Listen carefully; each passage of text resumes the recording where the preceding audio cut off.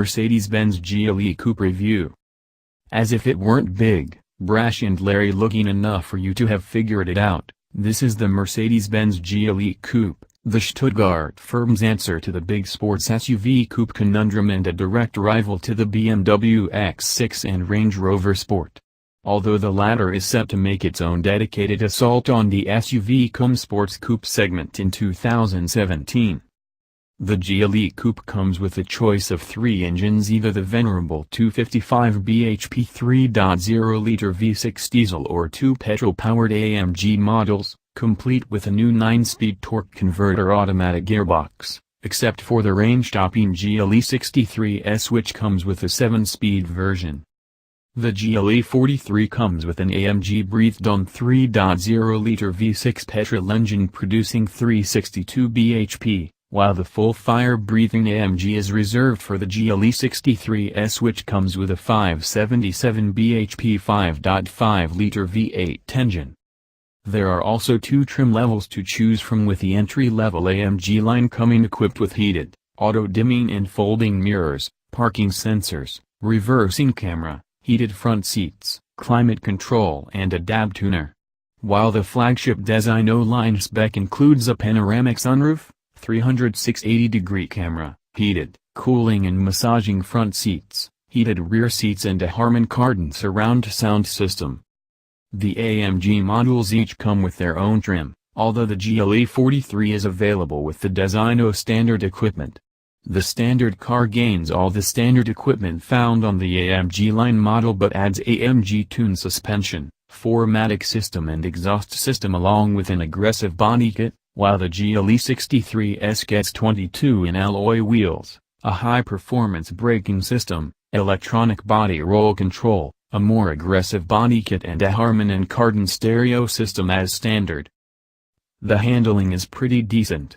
You get switchable driving modes as standard that affect steering, air suspension and throttle response, but it's satisfying enough in comfort, when the steering is still fairly precise and heavy, with a strong urge to self-center as you wind off lock out of fast corners.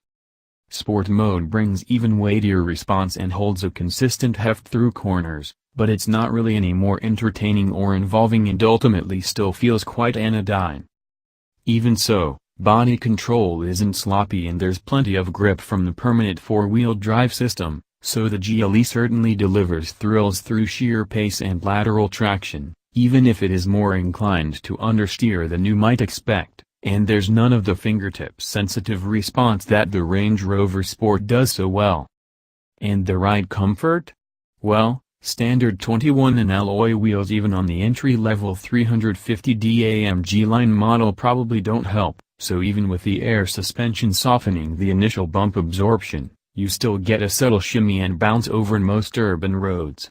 It settles to an easily ignored lope on the motorway, but while this is one of those cars that isn't ever uncomfortable, it is never properly soothing, either. The powertrain is great in normal use. A lazy throttle response on step-off could irk if you're after a fast jump off the traffic lights, but there's no hesitation, so if you're not in a rush it just feels enjoyably smooth. All of which is in keeping with the character of the 9-speed auto, which does shift quickly and in a timely fashion when you want it to, but is at its best when it's left to slur through the ratios to keep the engine in its hearty mid-range, since it does occasionally pick an ill-advised ratio in harder driving.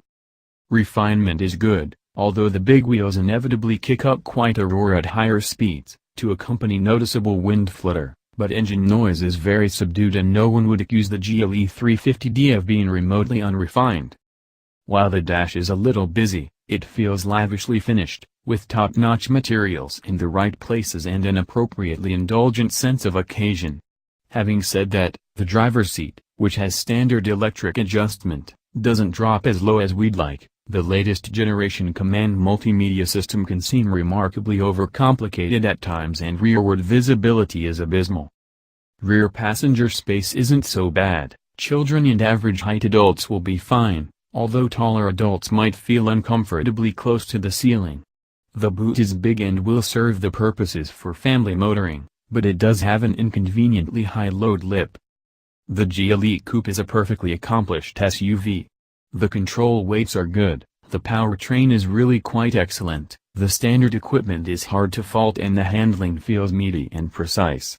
Yet, when you consider the competition, the GLE seems short of any star quality. The Porsche Cayenne and Range Rover Sport cost more, albeit not much in this cash casual sphere, but both are also blindingly good, more practical, more fluid and adjustable in their handling and, in the Porsche's case, dramatically faster. Perhaps more pointedly for those who won't settle for anything less than an overtly coupe-like body shape to their SUV, the BMW X6 has a substantial edge on performance and efficiency, has even more incisive handling and costs roughly the same after you've added some extras that the GLE gets thrown in. If perfectly accomplished isn't really worth your £60,000 in a class of similar priced cars that will deliver that, plus a healthy dose of shock and awe and a load more practicality on top.